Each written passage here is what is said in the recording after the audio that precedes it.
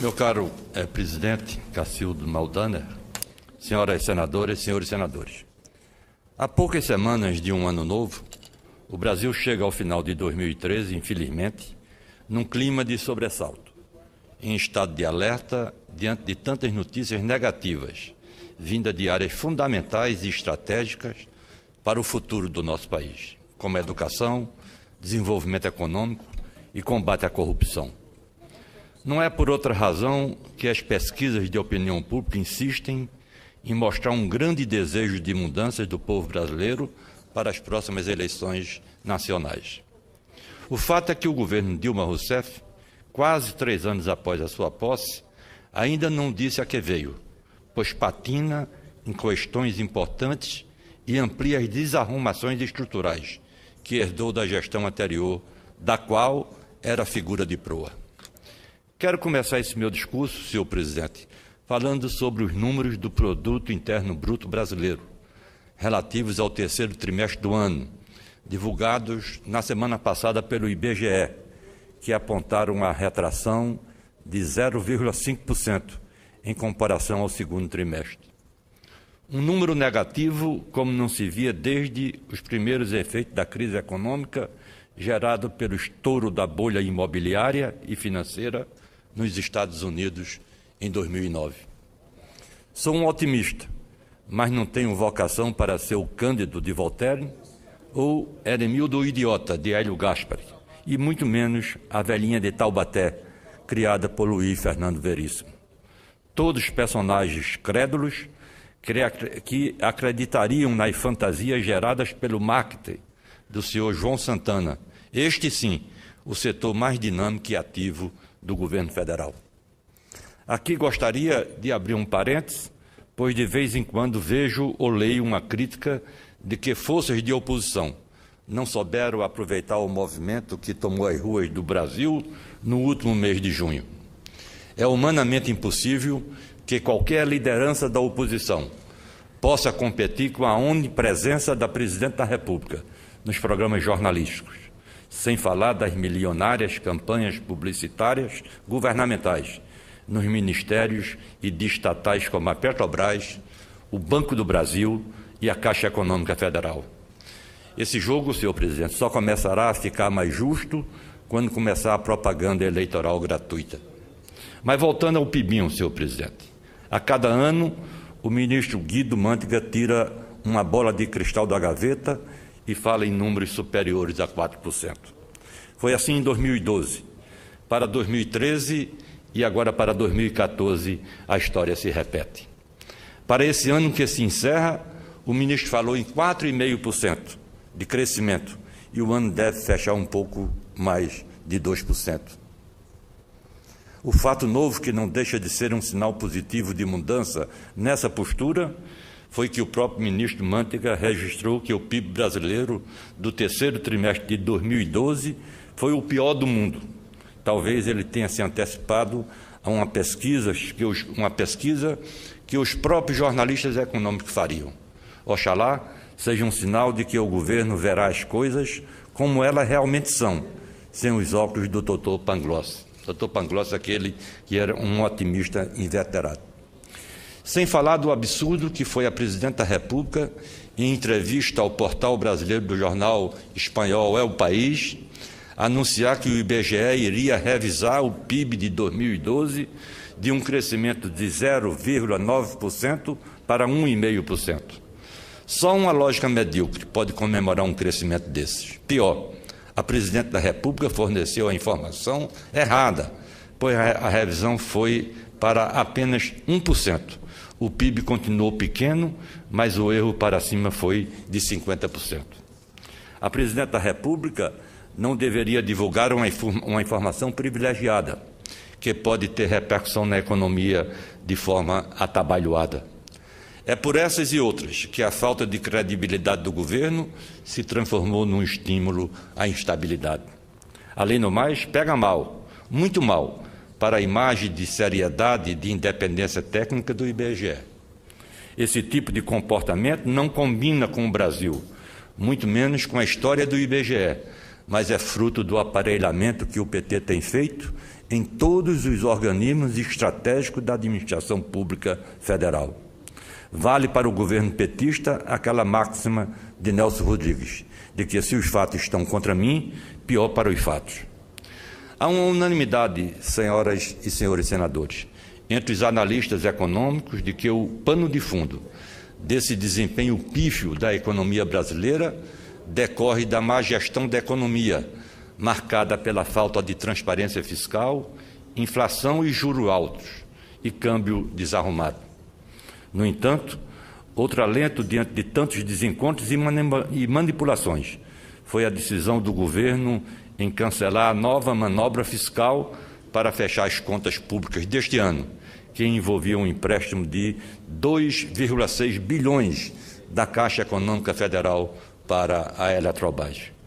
O dinheiro serviria para bancar dívidas de subsidiárias da Eletrobras, com fundos do setor elétrico.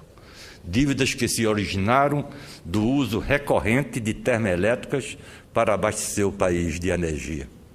E o que falar da Petrobras, senhoras e senhores senadores, que o governo usa como se fosse um brinquedo inquebrável? Usa e abusa da estatal como nunca antes na história do Brasil. A polêmica sobre a política de reajuste no preço dos combustíveis fez que, num dia só, a Petrobras perdesse 24 bilhões na Bolsa de Valores. Como bem ressaltou o ex-prefeito de Vitória, no Espírito Santo, Luiz Paulo Veloso Lucas, um valor superior aos 15 bilhões obtidos no leilão do campo de petróleo da Libra há 15 dias atrás. Após o término dessa era do PT no governo federal, senhor presidente, o Brasil precisará iniciar um programa de despetetização da Petrobras para que a empresa continue funcionando como uma indutora do desenvolvimento nacional, mas mantendo sua posição de empresa sólida, respeitada e com credibilidade dentro e fora do país. Outro ponto, meu caro presidente Cacildo, outro ponto que desejo abordar hoje é a situação da educação brasileira, avaliada recentemente no relatório do Programa Internacional de Avaliação de Alunos, mais conhecido por sua sigla em inglês, PISA. O programa mantido pela Organização para a Cooperação e Desenvolvimento Econômico estabelece um ranking baseado em provas de matemática, ciência e leitura, aplicadas a estudantes de 15 anos de 65 países. O Brasil tem avançado, é verdade, mas a passos de tartaruga, ocupando o 58º lugar entre as 65 nações pesquisadas, obtendo 402 pontos para uma média de 497. Do ano 2000, quando o PISA foi criado, até 2012, crescemos 33,7 pontos. Porém, num período menor de tempo, entre 2009 e 2012, nossa expansão foi de apenas 1 ponto. É pouco, muito pouco, para um país que pretende entrar muito em breve no rol das nações mais desenvolvidas do planeta. Do que adianta ser a 6ª economia do planeta quando temos estatísticas precárias quando se trata da educação? São muito modestas nossas metas para alcançar uma educação realmente de qualidade, principalmente no setor público que atenda as crianças e os jovens mais pobres. Aqui mesmo, nesta tribuna, já assisti ao nobre senador Cristóvão Buarque lamentar a falta de prioridade dos governos do PT para a área educacional, em especial a educação fundamental, que é onde realmente se constrói o cidadão, o profissional do futuro. O governo se vangloria de que fez isso e aquilo nos setores do ensino técnico e do ensino superior. Claro que esses investimentos são importantes, precisavam ser assegurados, mas esquece o principal. Se um estudante não teve a educação básica adequada, terá imensas dificuldades quando chegar ao ensino médio ou à universidade, obstáculos talvez insuperáveis. Mesmo no ensino médio, senhor presidente, o Brasil está muito aquém das nossas necessidades. A despesa anual do governo brasileiro com alunos do ensino médio em 2010 foi de $2.500 por estudante, enquanto a média dos países que integram a Organização para a Cooperação e Desenvolvimento Econômico foi de 9 mil. O gasto brasileiro equivale a 28,5% do custo em países desenvolvidos. Entre os 32 países com dados divulgados, o Brasil ocupa o último lugar no ranking de investimento anual por aluno. O Brasil gasta o equivalente a 26,7%, 27 mil por aluno com idade entre 6 e 15 anos. Esse valor corresponde a menos de um terço do que gastam os países desenvolvidos, avaliados pelo PISA em 2012, superior a 83 mil dólares. A educação, especialmente a educação fundamental, precisa ter metas mais ambiciosas, precisa de um compromisso firme, determinado, por parte dos vários níveis governamentais. Concordo com o senador Cristóvão quando ele diz que o governo federal precisa assumir o seu papel nesta área. Não sei se a federalização do ensino básico é a solução ideal, conforme defende o meu amigo Cristóvão, mas está mais do que evidente de que algo precisa ser feito com a urgência de quem já está atrasado. Números para comprovar nossa precariedade não falta, senhor presidente Cacildo. O gasto do governo com cada aluno da educação básica é quase 6 vezes inferior ao gasto com aluno do ensino superior. Essa lógica perversa precisa ser invertida, pois já perdemos tempo demais. Outro levantamento mostra que gastamos quase 3 vezes para manter um criminoso no presídio federal do que um estudante numa universidade pública. Já na comparação entre os detentos de presídios estaduais e os alunos de ensino médio, os gastos com os presidiários é quase 10 vezes maior do que com os estudantes. Vale lembrar, senhor presidente, que não se trata apenas de ter mais recursos, mas também do que fazer com esse dinheiro. Precisamos investir mais e melhor. É necessário planejamento e o cumprimento de metas. Estamos sacrificando o nosso capital humano do futuro, de um imenso potencial e qualidade, o que pode ser comprovado em projetos pilotos desenvolvidos em várias regiões do Brasil. Nada do que vier a ser feito, no entanto, conseguirá corrigir o que se perdeu para sempre, principalmente na primeira infância. Especialistas da área afirmam que, mantido o atual ritmo dos programas existentes, o Brasil deverá atingir um nível educacional satisfatório em 50 anos, muito além dos 20 anos que o ex-presidente Lula previu para a permanência do PT no Palácio do Planalto. Deixei como último tópico desse meu discurso, senhor presidente, o mais recente ranking publicado nos jornais sobre corrupção, elaborado pela ONG Transparência Internacional. Pelas estatísticas mais recentes, referentes a 2013, o Brasil está na 72ª colocação, com 42 pontos, caindo 3 posições na comparação com 2012. Ficamos atrás de países vizinhos, como o Uruguai, na 10ª colocação, e do Chile, na 22ª posição. De acordo com o diretor da Transparência Internacional para as Américas, Alejandro Salas, o Brasil foi reprovado, mas tirou menos de que 50 pontos. Sou adepto da teoria de que quem está no poder, no setor público, precisa dar o bom exemplo.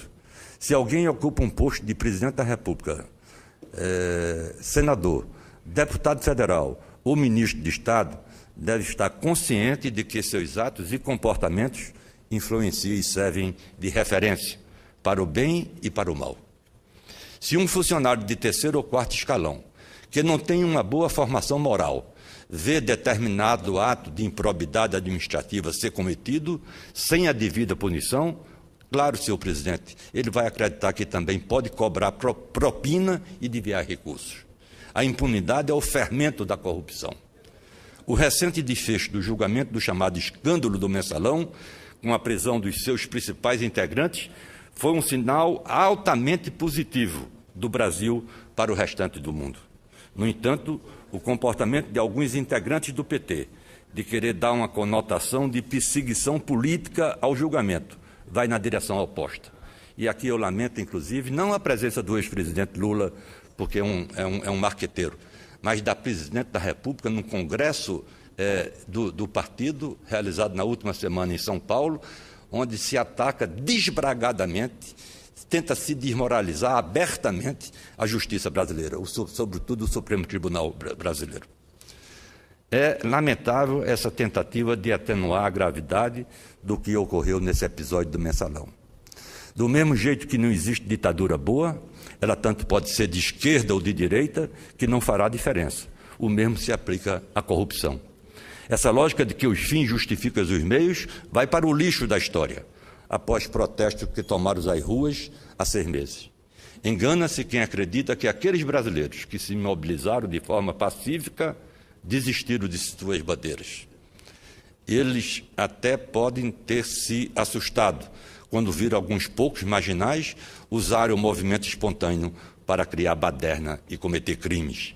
Mas as pesquisas sobre os sentimentos da opinião pública reafirmam um forte desejo de mudança, como não se via desde 2002. Por tudo isso, senhor presidente, apesar das notícias negativas dos últimos dias, estou certo de que 2014 pode representar um reinício para o Brasil, quando o país deixará de olhar para trás, deixará de apontar culpados e finalmente vai buscar soluções definitivas e perenes para os problemas que insistem em permanecer nas manchetes dos jornais. Muito obrigado, senhor presidente.